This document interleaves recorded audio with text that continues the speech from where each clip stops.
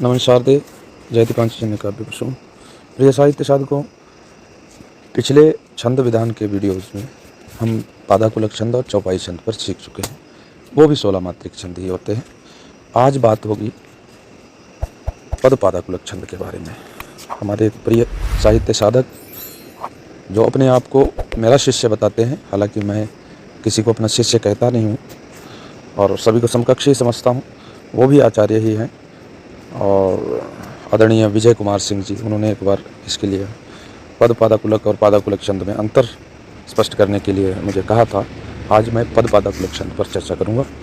विधान है पद पादाकुलक छंद, राधेश्यामी छंद और मत्स्यवैया छंद, ऐसा लिखा है इसमें, लेकिन इसका अर्थ ये नहीं है कि पद पादाकुलक छंद ही मत्स्यवैया या राधेश्यामी छंद होता है। मत्स्यवैया राधेश्यामी छंद पद पादाकुलक छंद का द्विगुणित रूप होता है। 32 मात्रिक होता है मत्स्यवैया या या राधेश्यामी छंद, जबकि पद पादाकुलक छंद 16 मात्रिक होता है। यानी 16 मात्राओं पर तुकांत मिलाए जाएंगे तो वो पद पादाकुलक छंद होगा। अगर 32 मात्राओं पर तुकांत मिलाए जाएंगे तो वो राधेश्यामी छंद या मत्स्यवैया छंद कहलाएगा। बात करते हैं पद पादाकुलक छंद की। इसके एक चरण में 16 मात्राएं होती हैं, जैसा कि चौपाई और पादाकुलक छंद में भी 16 मात्राएं होती हैं, लेकिन इनके कलों में अंतर होता है, कल संयोजनों में अंतर होता है। अब चूंकि पद पादाकुलक छंद आज पढ़ाया जा रहा है तो इसके बारे में बात करेंगे। अच्छा, पद पादाकुलक के 16 मात्राओं में आदि में द्विकल होना अनिवार्य होता है। ये इसका विशेष नियम है। आदि में द्विकल यानी टू या गुरु हो या वन वन हो, यानी दो लघुओं से भी एक गुरु बन जाता है, वाचिक गुरु, तो वन वन होगा या टू होगा या टू टू होगा, लेकिन एक द्विकल तो आदि में होना अनिवार्य ही है। उसके बाद में एक त्रिकल अगर आता है, एक आदि द्विकल के बाद में एक त्रिकल अगर आता है तो उसके साथ और एक त्रिकल रखना अनिवार्य है। ये नियम विशेष है इसका पद पादाकुलक छंद का। ध्यान दीजिएगा, आदि में द्विकल यानी पंक्ति के प्रारंभ में द्विकल होना अनिवार्य है। उसके बाद यदि त्रिकल आता है तो फिर साथ ही त्रिकल रखना अनिवार्य है। अगर नहीं रखोगे तो लय भंग होगी और विधान भंग होगा और वो पद पादाकुलक छंद नहीं माना जाएगा। फिर वो चौपाई छंद हो जाएगा या पादाकुलक छंद भी नहीं हो सकता, क्योंकि उसमें सब दो त्रिकल साथ में लिखे होंगे तो उसमें क्रमशः चतुष्कल नहीं बन रहे होंगे। तो पद पादाकुलक छंद के बारे में चर्चा हो रही है तो इसका विशेष नियम है कि आदि में द्विकल होना अनिवार्य है। द्विकल का मतलब या तो गुरु होगा या फिर दो लघु होंगे, वो भी मिला करके वाचिक गुरु माना जाता है। अगर त्रिकल आता है तो अगला भी त्रिकल रखना अनिवार्य है। और इसका एक बहुत ही विशेष नियम यह है कि आदि में द्विकल है, उससे भी विशेष नियम यह है कि इसका प्रारंभ त्रिकल से कभी नहीं हुआ।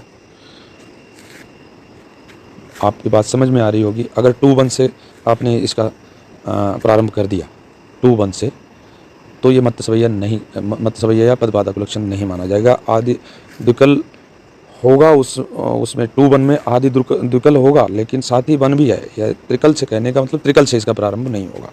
जैसे 2-1 त्रिकल होता है, उसमें द्विकल भी शामिल है, लेकिन फिर भी 2-1 से इसका शुरुआत किसी ऐसे शब्द से नहीं जिसकी मात्रा भार 2-1 हो या 1-1 हो या 1-2 हो, यानी त्रिकल से इसकी शुरुआत बिल्कुल नहीं होगी, वर्जित है। पहले द्विकल के बाद यदि त्रिकल आता है तो उसके बाद एक और त्रिकल रखना अनिवार्य होगा। बात आप समझ पा रहे होंगे। आदि द्विकल यानी प्रारंभ द्विकल से करना, फिर त्रिकल अगर रखना है तो उसके साथ और एक त्रिकल रखना पड़ेगा। बार बार ये ऊपर चला जा रहा है तो मैं इसको स्क्रॉल करके नीचे लाना पड़ रहा है, इसलिए समय ज़्यादा लग रहा होगा वीडियो बनाने में। वीडियो लंबा भी हो सकता है, लेकिन आपको समझाऊंगा एक एक चीज़ खोल करके। पूरा विवरणात्मक ढंग से आज इस पर चर्चा होगी, क्योंकि इसमें बहुत लोगों को संदेह रहता है। मैंने बहुत सारे ऐसे साहित्य साधक देखे हैं जो मत्स्यवैया पादाकुलक छंद पद पादाकुलक छंद या मत्स्यवैया राधेश्यामी छंद लिखते हैं, लेकिन वो प्रारंभ त्रिकल से कर देते हैं। वो बिल्कुल गलत माना जाएगा। वो फिर आपको चौपाई का द्विगुणित रूप जो सुगत छंद होता है वो छंद हो जाएगा। वो भी 32 मात्रिक छंद होता है। तो बात अभी चल रही है पद पादाकुलक छंद की, तो ज़्यादा विस्तार में न जाकर के मूल बात यह है कि इसका प्रारंभ द्विकल से होगा अनिवार्यतः, और यदि द्विकल के बाद में त्रिकल रखा है तो उसके साथ एक और त्रिकल रखना भी अनिवार्य होगा। और त्रिकल से पंक्ति का प्रारंभ करना वर्जित है। 3 नियम ये हो गए। कुल 4 चरण होते हैं, क्रमागत 2-2 चरणों के तुकांत मिलाए जाते हैं, या चारों चरण भी समतुकांत लिखे जा सकते हैं। राधेश्यामी या मत्स्यवैया छंद के एक चरण में 32 मात्राएं होती हैं और पद पादाकुलक छंद का ये 2 गुना होता है। बात वही घूम कर आ गई। पदपादा कुलक छंद और मत्स्य सवैया या राधेश्यामी छंद जो है वो एक ही नहीं होते हैं, बल्कि पदपादा कुलक छंद का द्विगुणित रूप मत्स्य सवैया या राधेश्यामी छंद होता है। लय एक जैसी ही होती है दोनों की। पदपादा कुलक छंद का उदाहरण आपको कह देता हूँ, जो कि आदरणीय दादा ओम नीरव जी के द्वारा रचित है। सुनिएगा इसकी लय कैसी होती है। कविता में हो यदि भाव नहीं, पढ़ने में आता चाव नहीं। कविता में हो यदि भाव नहीं, पढ़ने में आता चाव नहीं। हो शिल्प भाव का सम्मेलन, तब काव्य बनेगा मन भावन। भाव नहीं, एक ये लय है इसकी। और मूल लय इसी को कहेंगे, आदरणीय दादा ओम नीरव जी का लिखा हुआ है। अब मत्स्य सवैया या राधेश्यामी छंद का उदाहरण, जिसमें 32 मात्राओं पर तुकांत मिलाए गए हैं। कि तो चरणों के जिस आसन पर मैं शैशव में सी करता था, शीशी के स्वर से संचालित दो द्रग में निरखा करता था। करता विलंब देती झिड़की, ले ले मेरे शैशवी नाम। तेरे उस युगपद आसन को मन बार बार करता प्रणाम। इसकी बहुत सारी लय हैं। ये मूल लय जो मैं पढ़ रहा हूँ ये मूल लय है। इसके अलावा भी बहुत सारी लय हो सकती हैं। कि दो चरणों के जिस आसन पर मैं शैशव में सी करता था, शीशी के स्वर से संचालित दो द्रग में निरखा करता था। करता विलंब देती झिड़की, ले ले मेरे शैशवी नाम। तेरे उस युगपद आसन को मन बार बार करता प्रणाम। अब इसमें जो है इन्होंने अंत की दो पंक्तियों में 2-1 ला दिया है, जबकि इस उदाहरण में 2-1 लाया गया है, जो कि पद्धरी छंद का की 16 मात्राएं हैं। ये पदपादा कुलक छंद की 16 मात्राएं न हो करके पद्धरी छंद की 16 मात्राएं, पदपादा कुलक की 16 मात्राएं पहली, फिर उसके बाद में अंतिम 16 बाद की 16 मात्राएं जो हैं दोनों नीचे वाली मत्स्य सवैया के नीचे वाली दोनों पंक्तियों में पद्धरी छंद की अगली 16 मात्राएं कर दी हैं।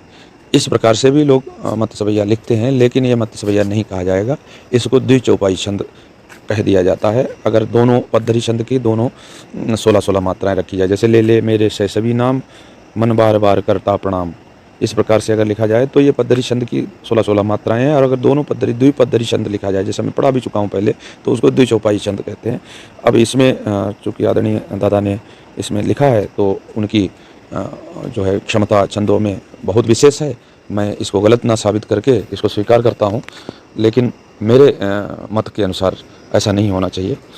कहने का मतलब दो ऊपर वाली जो पंक्तियाँ हैं वो मत्स्य सवैया छंद की हैं, और इसी प्रकार की ही मत्स्य सवैया छंद की दो और पंक्तियाँ होने से मत्स्य सवैया छंद या राधेश्यामी छंद का उदाहरण होता। अब विशेष इस छंद की मापनी को इस प्रकार भी लिखा जा सकता है, 2-2-2-2-2-2-2-2, 16 मात्राएं। पदपादा कुलक छंद की बात चल रही है अभी। मत्स्य सवैया राधेश्यामी छंद तो उसमें इसलिए रख दिया है क्योंकि वो उसका पदपादा कुलक छंद का ही द्विगुणित रूप होता है, इसलिए तो इसकी जो मापनी है फेलुन फेलुन फेलुन फेलुन, उर्दू विधान की जो मापनी है। और राधेश्यामी या मत्स्य सवैया छंद में यही मापनी दोगुनी समझी जा सकती है, किंतु केवल गुरु स्वरों के बनने वाली इस प्रकार की मापनी द्वारा एक से अधिक लय बन सकती है, तथा इसके स्वरक यानी रुक्न 1-1, इसमें जो है 1-1 अगर कहीं पर आता है तो 2-2 मानना पड़ेगा उसको, जो कि मापनी की मूल अवधारणा के विरुद्ध है। इसलिए यह मापनी मान्य नहीं है, ये मनगढ़ंत है। यानी 2-2-2-2 की मापनी जो है वो मनगढ़ंत है, सीखने सिखाने के लिए शुरुआत में इस्तेमाल की जा सकती, लेकिन ये पूर्णतः खरी नहीं उतर सकती, क्योंकि मत्स्य सवैया या राधेश्यामी छंद या पदपादा कुलक छंद में 1-1 भी बीच में आ सकता है। अब जब 1-1 आ जाएगा तो उसको 2-2 मानना पड़ेगा, तो 2-2 माना नहीं जा सकता, जो कि मापनी के मूल अवधारणा के विरुद्ध है। बात आपकी समझ में आ रही होगी। कुल मिलाकर के आपको पदपादा कुलक छंद पर लिखना है आज के विधान के अनुसार। और पदपादा कुलक छंद जो है 16 मात्रिक होता है, उसका प्रारंभ द्विकल से करना होता है।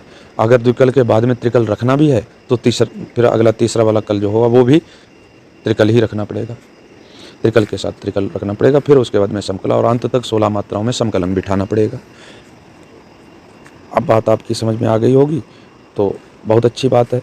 और नहीं तो आप सिर्फ इसकी लय को पकड़ें कि कविता में हो यदि भाव नहीं, पढ़ने में आता चाव नहीं, हो शिल्प भाव का सम्मेलन, तब काव्य बनेगा मन भावन। गा गा गा गा गा गा लगा गाल लगा, इस प्रकार से भी इसमें कल संयोजन लिया गया है। तो कुल मिलाकर के बात है ये कि आप लय को पकड़ लें और लय को गुनगुना के लिखें, अपने आप आपको इसकी मापनी या कल संयोजन अपने आप आ जाएगा। ये कल संयोजन आधारित, लय आधारित, मापनी मुक्त पद पादाकुलक छंद है। इसकी कोई मापनी नहीं होती है। टू टू टू टू फेलुन फेलुन फेलुन फेलुन की मापनी पर भी इसे लिखा जा सकता है, लेकिन इसके अलावा भी 1 to 1 बीच में जगण आ जाने से यह मापनी खंडित मानी जाएगी, परंतु पद पादाकुलक छंद में 1 to 1 मिलाकर भी लिखा जा सकता है। जैसे चावन है, इस प्रकार की तो फेलुन में आ जाएगी, लेकिन अगर कहीं 1 to 1 बीच में आता है 1 to 1 वाला शब्द, तो मापनी खंडित मानी जाएगी। इसलिए इसकी कोई मापनी ना समझें, सिर्फ इतना समझें कि इसकी लय आधारित मापनी मुक्त 16 मात्रिक छंद है। और इसका उदाहरण कविता में हो यदि भाव नहीं, देखो कवि 2 2 1 1 है, 2 है, और ता भी 2 है, तो इसमें क्या 2 2 2 2 पर चली है मापनी, तो 2 2 2 2 पर भी पूरे 16 मात्राएं लिखी जा सकती, लेकिन 2 2 पहले लिखना ही पड़ेगा या 1 1 लिखना ही पड़ेगा। उसके बाद त्रिकल आप लगा भी सकते हैं, कहीं पर अगर लगाने की जरूरत तो अगला एक त्रिकल और साथ में लिखना ही पड़ेगा। ठीक है, इस प्रकार से पद पादाकुलक छंद है ये। आज इस पर ही सृजन करना है, फिर अगले दिन 32 मात्रिक मत्त सवैया या राधेश्यामी छंद पर हम सृजन करेंगे। बहुत सुंदर दोनों लयबद्ध और सुंदर गेय छंद हैं। इससे बढ़िया लय वाले सुंदर छंद मैं किसी दूसरे छंदों को नहीं मानता, सबसे ज़्यादा प्रचलित है, क्योंकि पंडित राधेश्याम जी ने रामचरितमानस के बाद में जो रामायण लिखी है और राधेश्यामी रामायण मत्स्य सवैया छंद आधारित ही है। बहुत सुंदर है, बहुत प्रचलित रामायण है वो। रामचरितमानस के बाद में तकरीबन उतनी ही प्रचलित है। और रामलीलाओं के मंचन में राधेश्याम रामायण का बहुत प्रयोग होता है। मैंने उसकी विभिन्न लयों को अपने अंदर ढाला है, बहुत सारी लय हैं उसकी, और आपको मैं गाकर आगे बताते रहूँगा पटल के माध्यम से। बस इतना ही आज के लिए। अगले वीडियो में आपके साथ में उपस्थित होऊंगा, आपका साहित्य सेवक मैं आचार्य नित्यानंद, एक नया छंद विधान लेकर के। तब तक के लिए सादर नमन। माँ शारदे हम सभी को कृपा बख्शाती रहें।